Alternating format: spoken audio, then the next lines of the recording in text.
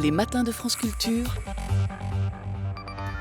Guillaume Erner. Précarité des étudiants, reproduction des inégalités critiques à l'encontre de la loi de programmation pluriannuelle de la recherche. Les accusations à l'égard de l'université pleuvent régulièrement et ce matin, nous recevons deux sociologues, Stéphane Beau et Mathias Millet. Bonjour à tous les deux. Vous publiez l'université Pourquoi faire aux presses universitaires de France. Et Mathias Millet, j'ai tout d'abord envie de vous demander comment va l'université. Elle va pas très bien, c'est difficile de dire autre chose puisque, l'université est largement livrée à elle-même, dans la période actuelle. Voilà, pour faire face à la situation sanitaire sans vraiment avoir les moyens d'y faire face. Les étudiants vont mal aussi, ils sont quand même, très largement, laissés dans la nature, même si les enseignants font tout ce qu'ils peuvent pour essayer de les encadrer, de les accompagner. Mais le distanciel commet quand même des ravages, psychologiques. Les étudiants sont aussi en difficulté, vous l'avez dit, enfin dans des difficultés matérielles qui sont contraires aux bonnes conditions évidemment pour étudier. Voilà. Et puis j'ai envie de dire que ça va mal aussi parce qu'il y a des attaques frontales du politique contre les universités qui sont assez scandaleuses. Lesquels ? Pas plus tard qu'hier encore. Par exemple, Frédérique Vidal qui hier dans La une ministre, émission, donc, qui est la ministre de l'enseignement supérieur, qui hier dans une émission avec Al-Kabash confirmait ses propos selon laquelle il y avait l'islamo-gauchisme à l'université qui gangrénait l'université et qui était une alliance entre Khomeini et Mao Tse-tung, quoi. C'est indigne, je dirais, d'un ministre que de dire des choses comme ça dans une situation comme celle-ci où vraiment tout le monde est en difficulté, les étudiants, mais aussi les enseignants-chercheurs, les personnels administratifs qui se démènent pour essayer de maintenir ce qu'on peut du fonctionnement universitaire, mais sans aide. Voilà, il y a un grand sentiment de délaissement. Les problèmes posés tout d'abord par le distanciel, parce que c'est aujourd'hui cela qui prédomine à l'université. Il y a de très rares cours, je crois, Mathias Millet, en ce moment. Alors les situations peuvent sans doute varier selon les universités. Je parle de cours en présentiel, bien sûr. Oui, j'ai bien compris. Les situations varient sûrement selon les universités. Il y a eu une reprise un petit peu de cours en présentiel, mais c'est devenu très compliqué de faire notre métier. C'est-à-dire que pour faire cours, il faut remplir tout un ensemble de conditions aujourd'hui qui font que certains enseignants-chercheurs finalement font du distanciel parce que c'est trop compliqué, parce que certains étudiants ont par exemple rendu leur appartement parce qu'on leur annonçait une rentrée tout à distance. Ils n'ont pas les moyens d'entretenir un appartement pour une journée de cours par semaine, donc ils sont rentrés chez leurs parents. Donc quand on leur dit qu'on fait cours sur place, c'est difficile de revenir. Voilà. Et puis l'essentiel des cours se fait à distance. Par exemple, je donne un cours dans mon université en première année d'amphithéâtre. Normalement, ils sont 300, je ne les ai pas vus, donc je parle à mon ordinateur. Les étudiants ont beaucoup de mal par rapport à ça. Parce qu'évidemment, le savoir, c'est de l'échange, voilà. Mais justement, je vais vous poser une question naïve, Mathias Millet. Quelle est la différence entre un amphi en distanciel, c'est-à-dire finalement, lorsque vous donnez cours en amphi, vous avez peu l'occasion de parler à ces étudiants un par un, vous leur parlez au global. Qu'est-ce que ça change d'être face à une caméra ou bien d'être face à un amphi ? Il faut faire l'expérience de parler pendant 2 heures à un écran noir pour comprendre ce que c'est la différence. Dans un amphithéâtre, on est en 3 dimensions, on a les regards des étudiants, il y a quand même plus d'échanges que vous ne le dites en amphithéâtre, on leur pose des questions, on répond, il y a des interactions. Oui, tout à fait. Et donc, si vous voulez, la différence pour l'enseignant, elle est là déjà. Quant aux étudiants, la différence, à mon avis, elle est à 3 niveaux. D'une part, l'université met entre parenthèses un certain nombre de conditions matérielles dans lesquelles ils sont rappelés à ces conditions matérielles par le fait d'être chez eux. Il y a le petit frère dont il faut qu'on s'occupe, il y a l'ordinateur qui n'est pas disponible, il y a du bruit autour, on ne peut pas mettre son micro, on ne peut pas parler. Première chose. Deuxième chose, les savoirs, c'est de la dispute, c'est de l'échange, c'est apprendre à argumenter en direct dans l'interaction, etc. Or, je dirais que de ce point de vue-là, c'est la mort des savoirs vifs. Et puis la troisième chose, c'est que c'est une perte d'illusion. L'apprentissage l'apprentissage à l'université, c'est aussi des relations sociales, c'est des contacts avec les étudiants, c'est de l'entraînement mutuel. Tout ça disparaît. On voit bien que les étudiants perdent la croyance dans le jeu, c'est-à-dire ils sont dans une sorte parfois d'anomie, c'est difficile de se mobiliser. Il y a beaucoup d'étudiants qui sont en détresse et qui nous disent qu'ils décrochent. Des liens sociaux. Non, je traduisais. Non, moi j'ai une expérience. Stéphane Beau. Merci, j'ai une expérience singulière puisque j'ai démarré l'année universitaire à Poitiers en faisant un cours de sociologie des religions que j'ai fait quasiment en distanciel, et depuis le 1er octobre, je suis à Sciences Po Lille, et il se trouve que je fais du présentiel depuis 15 jours, donc je peux voir Pourquoi ? la différence. Parce que dans les Sciences Po, c'est en présent. En première année et en deuxième année, il y a 2-3 cours qui ont pu être préservés, si on peut dire, en présentiel, des cours d'amphithéâtre, comme a dit Mathias, et donc j'ai pu voir la différence. Et par rapport à la question que vous avez posée sur qu'est-ce que ça change d'être en présentiel, eh bien, ça change tout d'une certaine manière. Parce que quand on est enseignant, on n'est pas uniquement acteur de théâtre, mais on a un rôle. On a un rôle de diffusion d'un savoir, mais aussi on incarne ce savoir par un cours, par des blagues, par des petites interactions. Et puis on a en face de nous, effectivement, c'est très important, le regard des étudiants, qui n'est pas un regard atone tout le temps, qui est au contraire parfois un regard sympathique et aussi questionneur. Donc soi-même, comme enseignant, on se sent porté, si on peut dire, par le groupe auquel on s'adresse. Et donc ça change tout, véritablement tout. Et là, je pense, on a parlé bien sûr de la détresse étudiante, il faut insister là-dessus, mais il faut insister aussi, c'est bien sûr dans une moindre mesure, mais aussi la détresse des enseignants qui sont sans arrêt face à leur tableau noir, qui se demandent ce qu'ils font, tandis que là, quand on est en présentiel, on a tout à fait conscience de pouvoir délivrer son savoir dans des conditions, non pas idéales, mais en tout cas bien meilleures. Donc moi, je pense que cette question, il faut surtout éviter de penser que distanciel et présentiel, c'est la même chose, c'est tout à fait différent. Et on espère, Mathias et moi, comme la plupart de nos collègues, j'imagine, que cette pandémie ne va pas ouvrir un boulevard à cet enseignement en distanciel, parce que c'est la mort de notre métier. C'est absolument fondamental de garder cette présence. Je veux juste un deuxième point important pour vous dire aussi le sentiment parfois qu'on a un peu kafkaïen de vivre dans un monde complètement kafkaïen. L'an dernier, quand j'étais à Poitiers, mais partout ailleurs, on a supprimé les autorisations de soutenance de mémoire de maîtrise master, aujourd'hui master 1, master 2.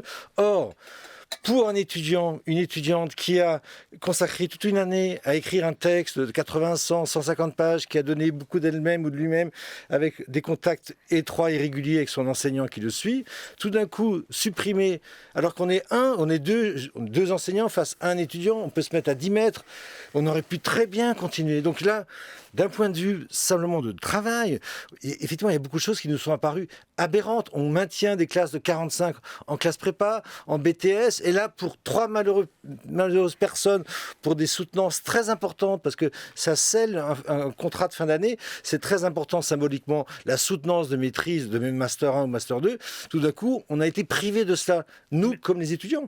C'est aberrant. Mathias Millet, qu'est-ce qui serait aujourd'hui envisageable ? Est-ce que finalement, ce qui vous paraît judicieux, ce serait le retour au présentiel, l'adaptation, bref, quelle est l'alternative à cette situation en distanciel que vous jugez aujourd'hui pénible et compliquée à maintenir ?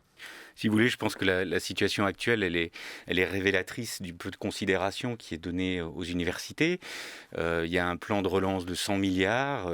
Les universités n'ont pas été préparées à cette situation qui était quand même prévisible pendant l'été. On aurait pu, par exemple, si on estime que dans les universités, il manque de place pour accueillir les étudiants, trouver des moyens, des locaux différents, peut-être louer des locaux. En tout cas, il y aurait pu avoir un certain nombre de moyens à louer à un aménagement de la situation.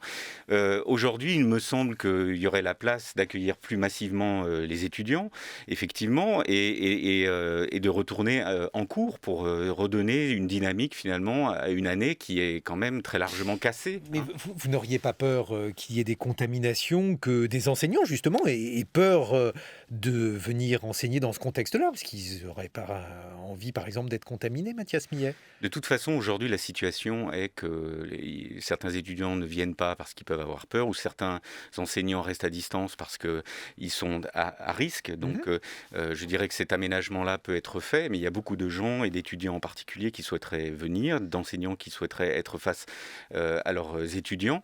Et comme l'a dit Stéphane Beau, c'est assez incompréhensible de se dire que les cours continuent dans les classes préparatoires et les BTS, les classes préparatoires qui sont quand même très dotées, qui sont dans les lycées, dans des classes, etc. Alors que dans les universités, il y a quand même des espaces qui sont très importants. C'est difficile à expliquer, à comprendre. C'est même assez révoltant pour tout dire. Qu'est-ce que vous en pensez, Stéphane Beau ? Je pense comme mon camarade Mathias Millet, je pense exactement la même chose. Simplement, si on prend l'exemple des amphithéâtres, alors je ne suis pas président de l'université ni président du FR, directeur du FR, mais moi je reste persuadé qu'il y a encore des possibilités d'aménager des cours en amphi. L'amphi que je fais à Sciences Po Lille, ils sont très écartés les uns des autres, ils sont à 10 mètres de moi, donc, et il y a un amphi B qui regarde le cours en visio, donc bien sûr il y a des moyens, mais ça renvoie aussi bien sûr à la question des moyens universitaires, mais je pense que l'objectif central, surtout qu'effectivement la pandémie elle date déjà de plus d'1 an, ça aurait été de préparer cette rentrée pour faire en sorte qu'au maximum, nos étudiants, quels qu'ils soient, aient des cours en présentiel. Parce que bien sûr, l'absence de ce présentiel, pour beaucoup d'étudiants, c'est absolument dramatique. C'est à la fois dramatique sur le plan, bien sûr, du savoir, mais aussi de leur vie étudiante, de leur sociabilité étudiante. Et on sait très bien qu'on est aussi à l'université, on apprend aussi beaucoup par le contact avec les autres. Peut-on parler, Mathias Millet, d'une perte de chance pour les étudiants qui ont été donc à l'université l'an dernier et qui ont subi une année très mouvementée, et puis aujourd'hui, rebelote, l'année universitaire est à nouveau très mouvementée. Lorsqu'on a fait 2 ans dans ces conditions, est-ce que l'on va être dans la même situation que des étudiants qui ont été scolarisés de manière normale ? Je pense que, si vous voulez, tout ça se joue sur le lit déjà de difficultés à l'université par manque d'investissement dans l'université. Je voudrais juste rappeler que les universités ont dû accueillir 30 000 étudiants, c'est-à-dire l'équivalent d'une université complète à moyens constants. C'est-à-dire on crée une université supplémentaire sans donner un copec en fait aux universités. Et chaque année, ça se répète. Et donc, pour vous donner un exemple, dans mon département, entre 2014 et aujourd'hui, on est passé de 500 étudiants à 1000 étudiants avec le même nombre d'enseignants-chercheurs. Donc, si vous voulez, les difficultés, elles étaient là avant auprès d'étudiants qui, pour un certain nombre, parce que les publics sont plus hétérogènes, ont besoin davantage d'accompagnement, de soutien, etc., que d'autres. Et donc, d'une certaine façon, la situation aggrave les choses, très clairement. Et moi, il me semble que c'est moins un problème de niveau en tant que tel, si vous voulez, qui peut se rattraper, que de crise, si vous voulez, cognitive et psychologique, au sens où il y a des étudiants qui décrochent, qui vous disent « je n'arrive plus à me concentrer derrière mon ordinateur, c'est pas possible, de 8h du matin jusqu'à 18h du soir, je suis derrière mon ordinateur, je ne vois personne ». Et face à ça, on a une ministre qui dit « mais pourquoi est-ce que vous ne sortez pas ? Pourquoi est-ce que vous n'allez pas dans la rue ?» qui dit 40% des étudiants aujourd'hui préfèrent rester chez eux parce que le distanciel leur convient très bien. On marche sur la tête d'entendre des choses pareilles. Stéphane Beau, c'est votre point de vue aussi. La ministre vous accompagne mal, comprend mal les soucis ou la situation de l'université aujourd'hui ? Oui, je pense. Vous n'avez pas dit que le livre, en fait, c'est un livre. Nous sommes, comme on dit, des éditeurs. En fait, nous avons programmé ce livre. Nous avons fait l'introduction, mais c'est un livre qui comprend un ouvrage collectif qui comprend 6 contributions, avec notamment celle introductive de l'historien Christophe Charles, qui fait, à mon avis, un très beau parcours synthétique de l'histoire de l'université. Et une de ces parties, c'est: y a-t-il un pilote dans l'avion ?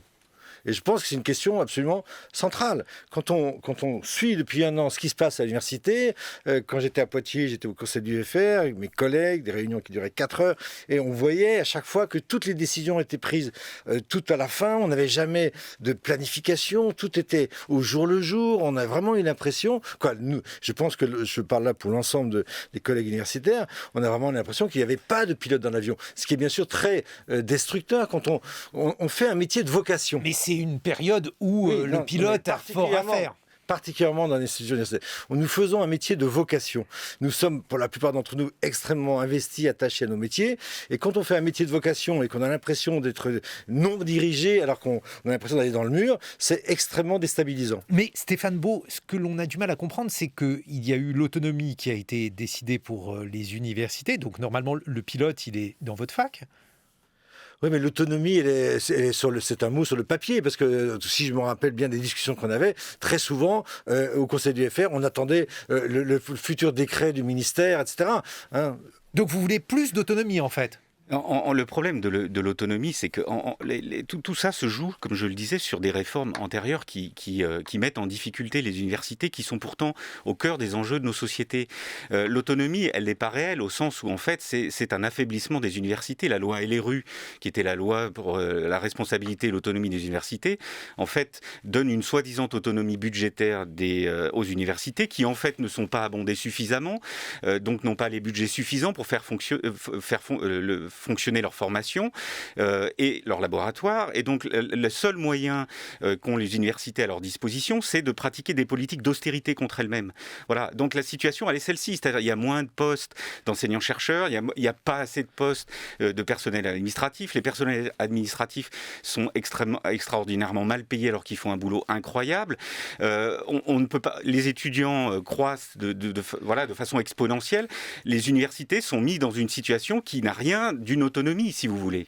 Je vais juste insister sur ce que vient de dire Mathias Millet, sur le rôle très crucial, très peu connu du personnel administratif des biatos à l'université. On peut toujours se demander comment l'université tient, effectivement, parce qu'il y a une véritable sous-administration structurelle à l'université. Eh bien, elle tient en partie parce que vous avez un tas de personnel administratif, des secrétaires de département et autres, qui sont là tout le temps et qui sont au contact des étudiants et qui font que l'institution marche. Donc là, je ne parle pas uniquement pour nous, enseignants-chercheurs, mais aussi pour l'ensemble de la collectivité universitaire. Et là aussi, dire la gratitude qu'on peut avoir pour ce travail invisible et si important. Mathias Millet, dans ce livre L'université pourquoi faire, il y a des comparaisons internationales. Effectivement, la dotation française, ou en tout cas le coût par étudiant est particulièrement faible en France, notamment du fait de la faiblesse des salaires des professeurs, enseignants et du personnel administratif. Quelle solution est-ce qu'il faudrait doter plus? Est-ce que la question des droits de scolarité doit être posée également? Alors, il y a beaucoup de questions dans votre question. Moi, je pense que, si vous voulez, les universités, elles sont, je le disais, au cœur des enjeux de la société. Elles sont centrales pour l'enseignement supérieur et pour la formation de la jeunesse. Les universités, c'est quand même 63% des étudiants. Elles pèsent pour 63% des étudiants. 6 étudiants sur 10 sont dans les universités. Elles sont centrales aussi par rapport à la recherche. Les universités, c'est là que la production scientifique se fait. Il y a 74 universités, il y a 3000 laboratoires, 57 000 enseignants-chercheurs, 74 000 doctorants, 265 écoles doctorales, et on peut continuer comme ça. Mais si vous voulez... On fait confiance. Là où je veux en venir, c'est que derrière, vous avez un coût étudiant qui est de 8 000 euros.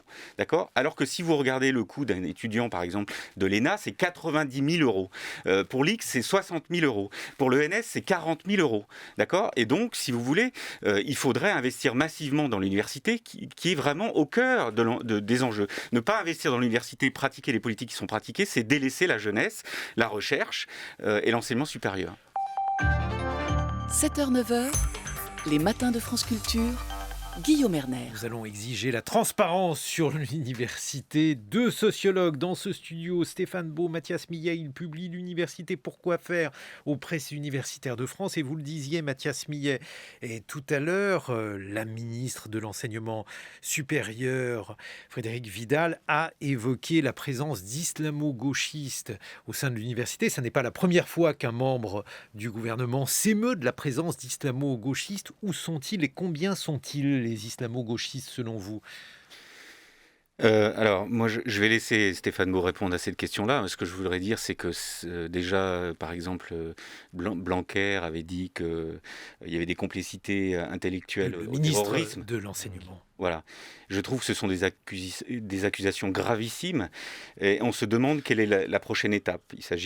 La prochaine étape, c'est quoi? C'est d'arrêter les gens parce qu'ils produisent du savoir. Je veux dire, ça va extraordinairement loin de dire des choses comme ça. Je trouve ça gravissime. Le fait de qualifier des gens de tel ou tel... complicité intellectuelle au terrorisme, c'est gravissime. Enfin, quand j'ai entendu ça, je suis tombé sur ma chaise, quoi.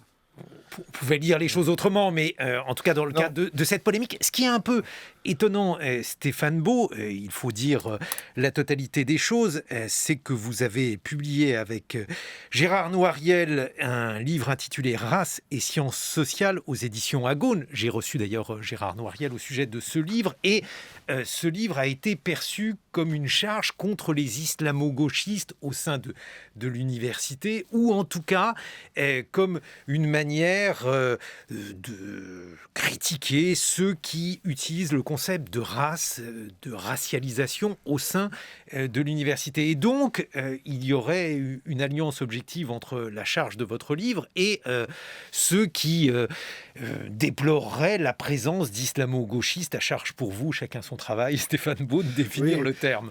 Bon, bien sûr que c'est une polémique à laquelle on va éviter de participer, parce qu'en fait, Gérard Noiriel et moi, nous avons, après chacun d'entre nous 25 ou 30 ans de travaux, de recherche sur ces questions-là, jugé bon de faire un livre qui n'est pas une condamnation des études raciales en France. C'est ça qui est l'enjeu. Nous ne sommes pas, nous, des policiers de la pensée, nous sommes des enseignants-chercheurs universitaires, et bien évidemment, toutes ces questions-là, à mon sens, doivent être réglées au sein même du monde universitaire. Il y a des structures collégiales, il y a des conseils du FR, des conseils scientifiques, il y a des maquettes qui sont examinées par les collègues, etc. C'est à eux, c'est à nous, entre guillemets, dans notre milieu universitaire, de faire notre travail d'expertise, d'évaluation. Et bien évidemment, moi, je ne suis pas contre l'idée qu'il y ait des travaux intéressants intitulés « Études raciales en France ». Et dans ma jeunesse, des étudiants marxistes qui voulaient aller faire de l'économie marxiste, ils allaient à Grenoble, ils allaient à Paris 7, ils allaient à Paris 8, etc. C'était pas considéré comme... Donc voilà, aujourd'hui, par exemple, à Paris 8, il y a Éric Fassin, Elsa Dorlin, Sylvie Tissot, qui sont des sociologues qui sont engagés dans ce travail scientifique, entre guillemets. Moi, jamais je vais dire aux gens, n'allez pas travailler avec eux. S'ils ont envie, les étudiants, de travailler avec ces professeurs d'université, d'être dirigés par eux, ils ont une totale liberté. Donc là, on se situe vraiment sur deux registres totalement différents. Moi, je suis pas dans cette polémique politicienne autour de ces termes que je récuse, islamo-gauchiste, etc. Nous avons fait, avec Gérard Noiriel, un travail, je pense, scientifique, même si c'est un essai, et donc on doit être jugé d'abord après que les gens ont lu le livre, et donc pas avant. Et donc voilà, c'est vrai que depuis qu'on avait dit dans la conclusion du livre que ce livre allait être interprété d'un côté ou de l'autre, et donc nous sommes sur cette ligne de crête. Mais alors attendez, parce que Stéphane Beau, vous n'avez pas voulu faire un livre polémique, mais il est perçu comme étant polémique, très polémique. J'ai par exemple sous les yeux ce qu'écrit Joseph Confavreux dans Mediapart, et il dit que vous n'avez pas pris la peine de vous intéresser à la production des intellectuels contemporains sur l'antiracisme, que vous jetez un certain nombre de concepts tels que la notion d'intersectionnalité, alors que cette notion a d'une part un intérêt et d'autre part que la thèse, parce qu'il faut qu'on essaye de résumer quand même ce livre pour ceux qui ne l'ont pas lu, Stéphane Beau, on pourrait dire que ce que vous déplorez avec Gérard Noiriel, c'est le fait finalement que la notion de race empiète sur la notion de classe sociale et que finalement les chercheurs soient de plus en plus attirés par des questions autour de la race, alors que la notion de classe, elle est escamotée et n'est pas utilisée comme elle pourrait l'être pour rendre compte de la complexité du social. Voilà, exactement. En partie, c'est cela. C'est-à-dire qu'en fait, d'abord, notre livre n'est pas un survey, comme on dit, n'est pas une étude critique de toutes les études sur la race. On a fait exprès de faire un livre construit autour de trois parties. Une première partie historique, sociogénèse de la race, c'est Gérard Noiriel qui l'a écrite. Une dernière partie que j'ai écrite sur le scandale racial, entre guillemets, du football, de l'affaire des quotas. Et au milieu, on a fait une partie qui est une sorte d'étude de la manière dont ce courant d'études raciales s'est créé et institutionnalisé en France. L'objectif, c'était pas de débattre avec les milliers de chercheurs américains travaillant là-dessus ou sud-africains, puisque c'est un champ d'études absolument immense. On n'avait pas la prétention de faire un survey. Donc ce livre n'est pas ce que les gens attendaient. C'est pas un survey, c'est un travail à partir de notre et montrant justement, c'est pas uniquement classe et race. Ce qu'on essaie de dire tout obsédé simplement. par la race. Est-ce que Jean-Michel Blanquer finalement ne dit pas la même chose que vous? Ce qu'on essaie de dire, nous, on se situe dans le champ des sciences sociales. Ce qu'on essaie juste de bien dire, sûr, Stéphane Beau, mais juste sur ce point, est-ce que pas être comparé, nous faisons deux métiers différents. Je sais pas en plus. Vous faites deux métiers différents, mais je crois qu'en sociologie, on dit qu'on n'a pas besoin d'être César pour comprendre César. Oui. Donc, vous comprenez Jean-Michel Blanquer. Mais à quel niveau ? Lorsqu'il dit qu'il y a des islamo-gauchistes au sein de l'université, c'est-à-dire des gens qui sont... mais qu'est-ce que ça veut dire déjà ce terme, moi je le récuse entièrement. Je vais essayer. Pas un terme je suis sûr que vous le comprenez. Non, mais vous avez la possibilité, en tant que sociologue, de comprendre des termes qui ne sont pas scientifiques. Oui, non, mais ce que je veux dire, c'est que bien évidemment, comme toutes les sciences sociales sont traversées par les enjeux contemporains. Aujourd'hui, mais moi, je peux vous définir ce qu'est un islamo-gauchiste. C'est un concept qui a été forgé par Pierre-André Taguieff, dont votre livre parle, le livre que vous avez publié avec Gérard Noiriel. Cette notion, qui est une notion polémique, mais en sociologie, on peut utiliser et analyser des notions polémiques, est une notion qui vise à dire qu'il y a des individus qui sont classés à gauche et qui, néanmoins, ont des sympathies coupables pour l'islamisme et pour un certain nombre de pensées différentialistes liées à la religion. Déjà, quand on utilise ce terme, on est sur un débat race et sciences sociales, et après on dérive sur islamo-gauchiste, islamisme, etc. Ce sont là aussi deux choses différentes.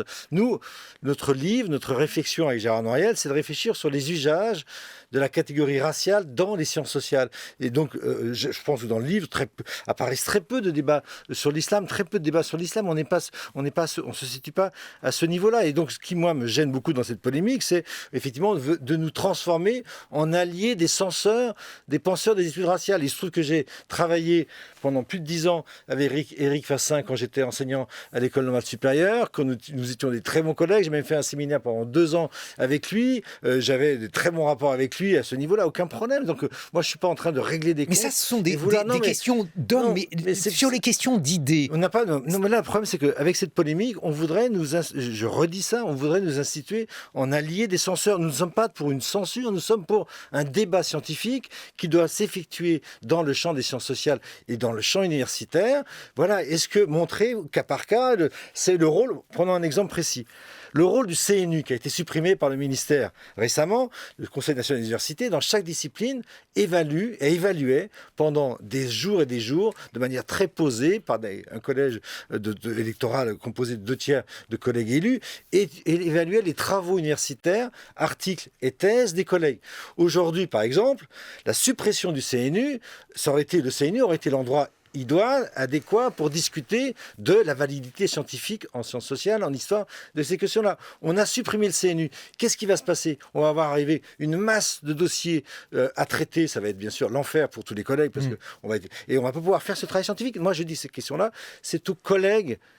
Le débat scientifique doit se faire dans le monde universitaire et en dehors de l'espace public où on peut nous faire dire un peu n'importe quoi. Stéphane Beau, je vais continuer de vous embêter sur le livre que vous avez publié avec Gérard Noiriel. Est-ce que l'on peut dire, par exemple, que votre message, finalement, consiste à dire que la gauche s'intéresse trop à la race ? Alors, résumer comme ça, c'est difficile de dire oui. Je pense que c'est une question de journaliste. Non, pas du tout. Non, on pense qu'effectivement que pour comprendre les transformations, notamment des classes populaires aujourd'hui, bien évidemment, ce que je veux dire, c'est que nous comprenons la nécessité de penser les études, entre guillemets, raciales en France, puisque nous sommes une société qui est devenue multiculturelle et qu'on a à peu près 20% d'enfants d'immigrés dans la jeunesse française, donc c'est pas rien, avec des enfants d'immigrés qui viennent du Maghreb, de l'Afrique subsaharienne et aussi du Sud-Est asiatique, et qu'ils sont concentrés près de la moitié dans la région parisienne, et travailler sur les relations interraciales au travail, à l'école, dans le sport, etc., ce que j'ai fait pour travailler sur le foot, ça me paraît entièrement légitime. Donc, il faut sortir de ce débat complètement clivant et binaire. Non, il y a bien sûr un intérêt à travailler sur ces questions-là. Ce qu'on dit, je parlais de la gauche. Non, mais gauche, une partie de la gauche, la gauche universitaire, je sais pas, moi, en tant qu'universitaire, je me définis pas forcément de gauche, c'est pas la question. Non, mais vous voyez bien que dans l'actualité, il y a par exemple la notion de séparatisme, il y a la notion de l'islam, que faire de l'islam, bref, il y a des questions qui sont posées au sein de l'actualité. Est-ce que pour vous, elles ne devraient pas, par exemple, être traitées par la gauche ou traitées différemment? Non, mais si, donc pour vous donner un exemple précis, j'ai été au mois de septembre dernier au Festival Libre des Idées, Festival des Idées à la Charité-sur-Loire, organisé par des anciens frondeurs, Christian Paul, l'Alternative économique, Guillaume Duval, parce qu'il y avait une table ronde, je vais raconter ça, c'est intéressant, à mes yeux. Une table ronde sur la France est-elle raciste? Quand j'ai vu l'intitulé de cette table ronde, j'ai écrit à Guillaume Duval en disant c'est quoi cet intitulé, etc. Et il me dit très gentiment, t'as qu'à venir, parce que j'étais venu l'année dernière, donc j'y suis allé. Et j'y suis allé, là, on pourrait dire, en territoire de gauche.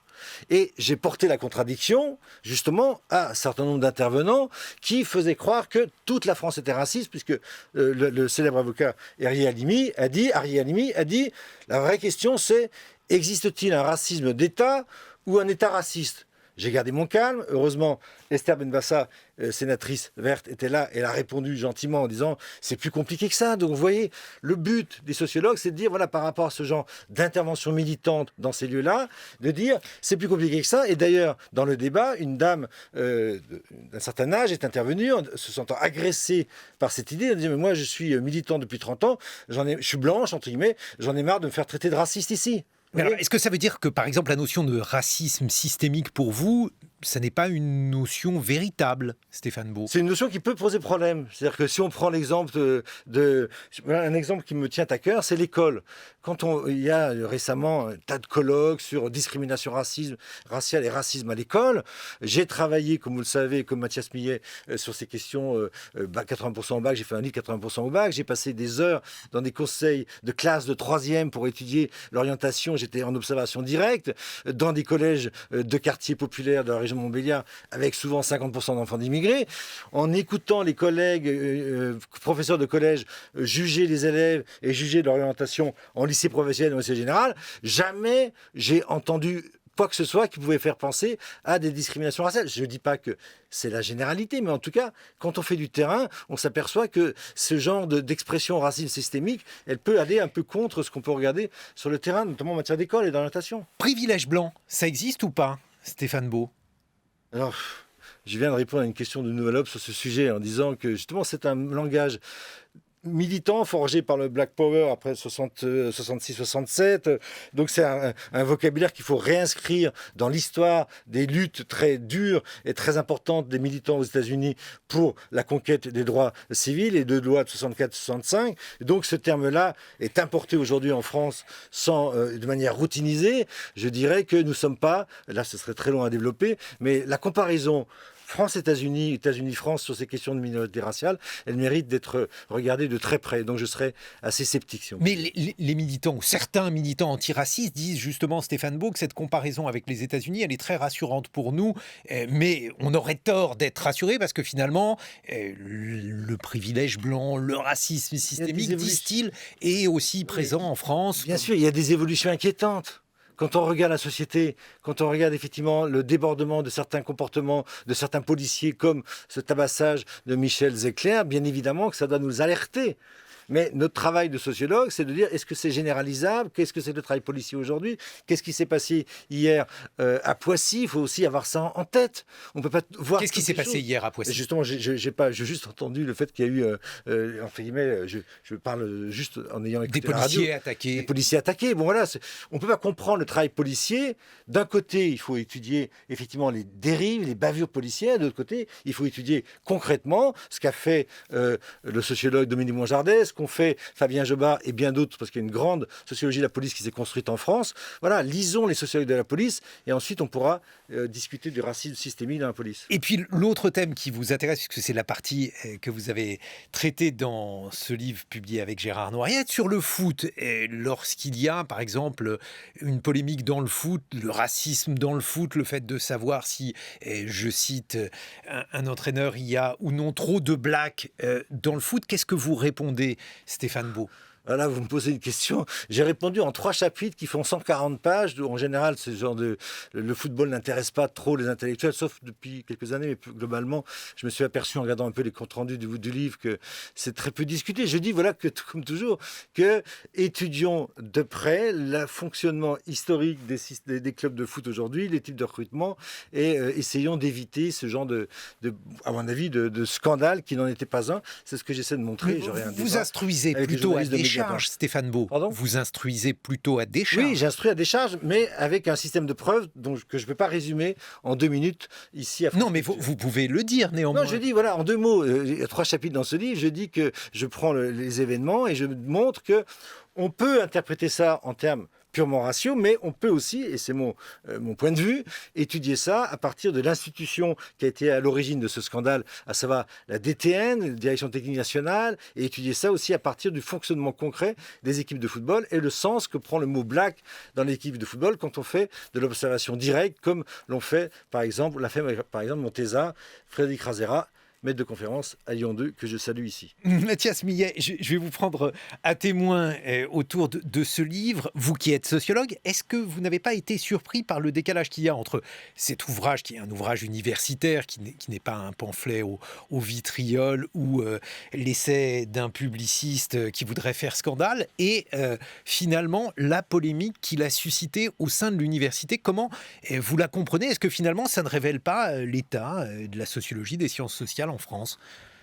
Non, je pense que les sciences sociales travaillent bien dans l'ensemble. Il y a beaucoup d'enquêtes qui sont faites, de jeunes chercheurs qui sont excellents, mais qui bien sûr sont peut-être moins sur des sujets médiatiques, donc qui font moins de bruit. Mais moi je pense que à certains égards, les sciences sociales sont en une santé excellente. Sur la question plus précise de la réception du livre, je pense qu'une bonne partie de la réception ou des réactions a été faite en fait sans que le livre ait été encore complètement lu, notamment à partir d'un texte qui a été une partie qui a été publiée dans Le Monde diplomatique. Bien sûr, et de plus en plus les gens vont le lire. Voilà, moi je pense que de ce que j'ai vu des polémiques, moi je suis extérieur à ce livre, mais c'est vrai que j'ai été surpris par la virulence de certaines réactions qui n'étaient pas tellement sur le registre du débat serein. Comment vous expliqueriez ça ? Parce que je pense qu'il y a une crispation, qu'il y a des attaques.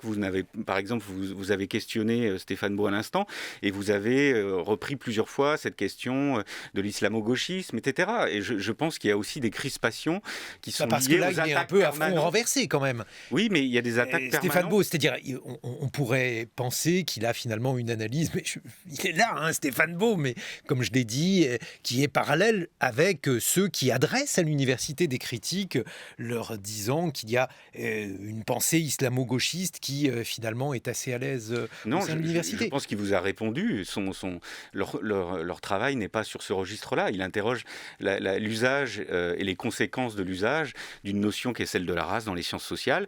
On n'est pas du tout sur un registre politique qui n'a rien à voir en fait avec notre travail, qui est celui de diffuser un certain nombre de messages qui sont mais Mathias Millet, entre nous, en fait, le politique, c'est quand même quelque chose que les sciences sociales connaissent bien. Je veux dire, la sociologie est un lieu où effectivement on pense avec des auteurs, avec des idéologies. C'est pas un gros mot, idéologie en sciences sociales.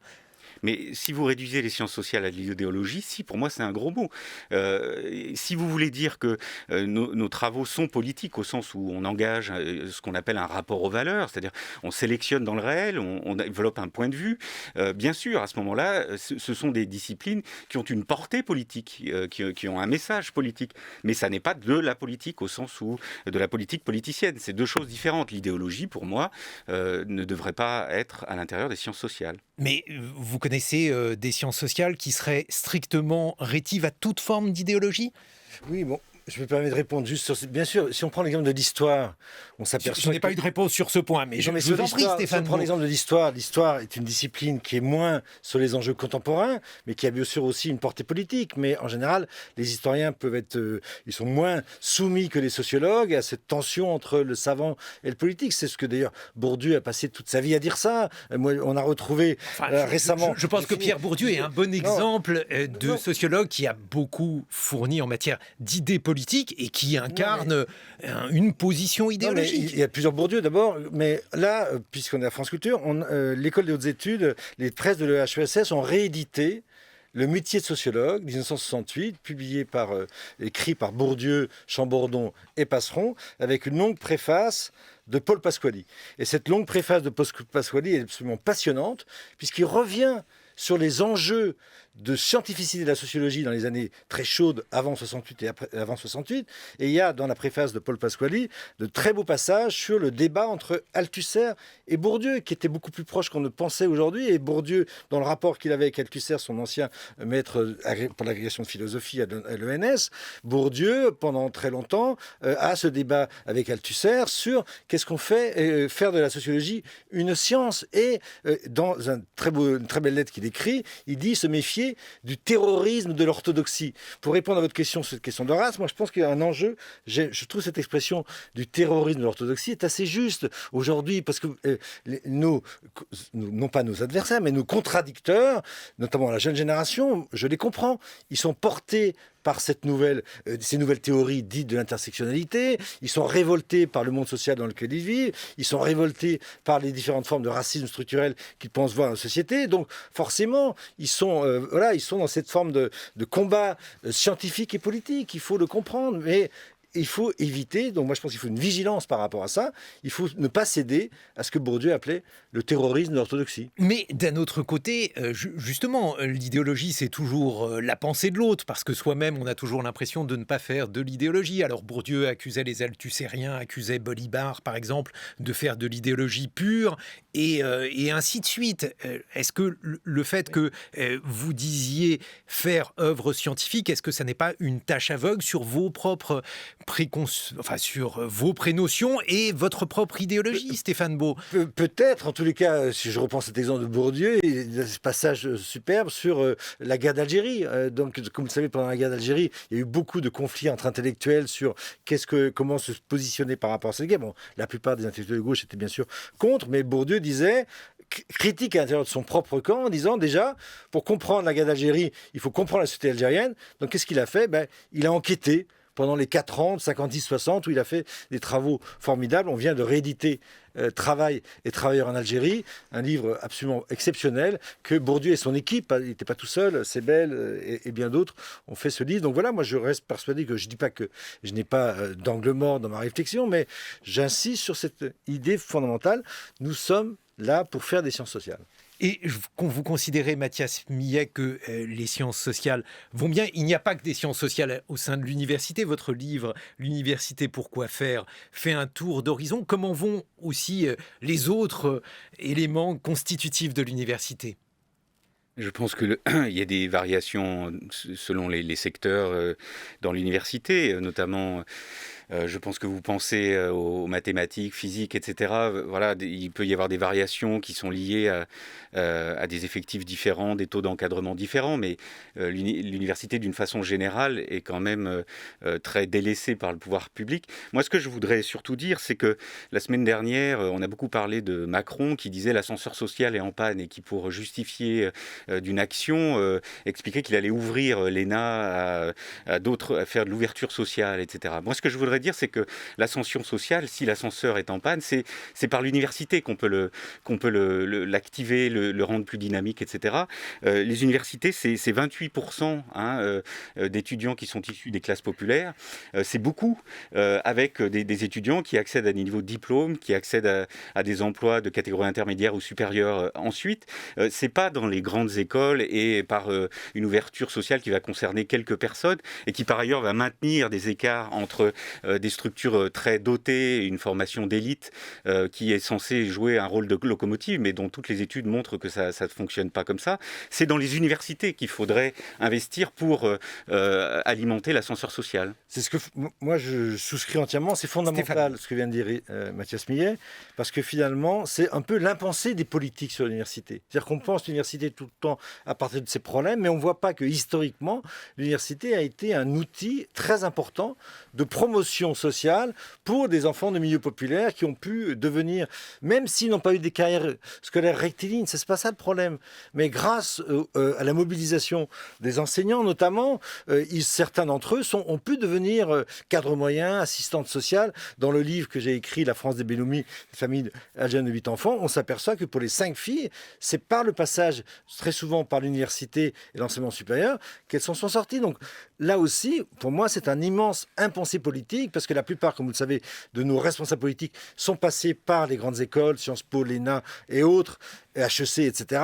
Ils n'ont jamais mis les pieds une seconde à l'université, et c'est une institution qu'ils méconnaissent profondément. Et ce livre, c'est une façon de faire connaître l'université un peu autrement et éviter un discours uniquement de déploration.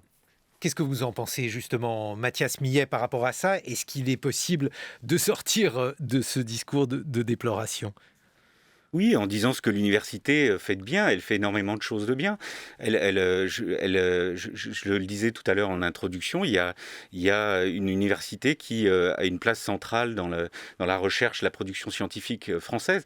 On parle beaucoup d'autonomie stratégique, mais la sous-dotation des universités et des laboratoires, je ne comprends pas comment cette autonomie stratégique, par exemple, est possible sans un investissement massif à l'université. C'est à l'université que la recherche se fait. C'est à l'université que l'ascenseur social se fabrique. C'est à l'université que se forme l'essentiel de la jeunesse. Donc cette sous-dotation-là, elle empêche en fait les universités de fonctionner, et le niveau des étudiants est hétérogène, mais en tout cas, il faudrait pouvoir faire en sorte d'un plan massif, par exemple dans les premiers cycles, en ont besoin. Voilà, les premiers cycles, par exemple, auraient besoin d'un plan massif d'investissement. Un mot de conclusion, Stéphane. Une anecdote de conclusion. Quand j'étais enseignant à l'université de Nantes, je faisais des bilans de première année et une étudiante, je me rappelle encore, père chauffeur routier, mère de femme de ménage, qui avait demandé un BTS, qui avait été refusé en BTS, avait fait une année de sociologie à Nantes, et à la fin du cours de sociologie et d'éducation, j'ai demandé un bilan. Et elle avait écrit cette phrase, non pas sibylline, mais tout à fait significative, mais très intéressante, je trouve. La fac, c'est moins pire que je croyais. Et qu'est-ce qu'elle voulait dire dans « c'est moins pire que je croyais » ? C'est-à-dire qu'elle avait été, bien sûr, dans sa tête fabriquée, notamment, malheureusement, par une certaine idéologie au lycée qui fait penser que la fac, entrer en fac, c'est être perdu. Pas du tout. Elle a découvert à l'université des enseignements qui l'ont intéressée, qui l'ont émoustillée, qui l'ont intriguée, notamment la sociologie, mais ça vaut pour d'autres disciplines, j'imagine l'histoire, les langues, etc. Et tout d'un coup, elle s'est remise en selle et elle est redevenue une vraie étudiante, même si elle avait eu son bac sans mention. Merci à tous les deux, Stéphane Beau, Mathias Millet. On vous retrouve dans l'Université Pourquoi faire, ce livre collectif que vous avez dirigé aux presses universitaires de France. Je vous propose d'accueillir mes deux camarades qui viennent prolonger cette émission, Hervé Gardette et Géraldine Mosna-Savoie. Bonjour à tous les deux. Bonjour Guillaume. Et ce matin, Hervé, vous vous préparez à affronter la prochaine canicule. Et donc, j'observe les escargots. Et vous, Géraldine, vous avez reçu une lettre d'une compagnie de recouvrement. Bah oui, j'ai fait la maline et puis j'ai perdu face à l'administration. Dans quelques instants.